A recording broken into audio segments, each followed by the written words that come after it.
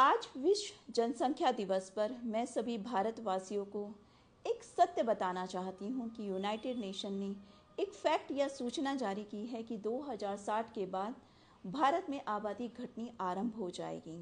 लेकिन ये आधा अधूरा सत्य है। 2060 के बाद भारत में हिंदू आबादी घटेगी, मुस्लिम आबादी नहीं घटेगी।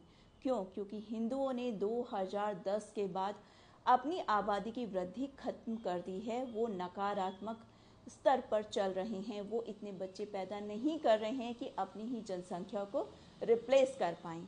अब आपको लगता होगा कि इससे क्या फ़र्क पड़ता है। इससे फ़र्क पड़ता है क्योंकि डेमोग्राफिक चेंज इतना बड़ा बदलाव बनकर आएगा कि आप चाहकर भी अपने प्रिय नेता को या अपनी चुनिंदा सरकार को चुन ही नहीं पाएंगे। आपको लगता होगा कि भारतवर्ष में जगह जगह से हिंदू पलायन कर रहा है। इसका मैं दूसरा रूप बता दूं।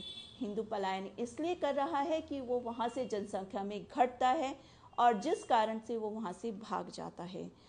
तो ये सारी चीज़ें कहीं ना कहीं डरावने सत्य की तरफ लेकर जा रही हैं। आपको लगता होगा कि 30 साल बाद होगा, हमें क्या फ़र्क पड़ता है। यही बात अगर गौर से सोची जाए तो 1608 में ईस्ट इंडिया कंपनी सूरत के पोर्ट पर पहुंची थी भारत देश में, और 1757 में मात्र 150 साल में उसने पूरे भारत पर अपना आधिपत्य जमा लिया। क्या आपको नहीं लगता कि ये डेमोग्राफिक बदलाव मुगल काल की वापसी का कहीं ना कहीं कोई संदेह पैदा कर रहा है? क्योंकि डेमोग्राफिक चेंज को आप चाहकर भी बदल नहीं पाते हैं। जब आप घटते हैं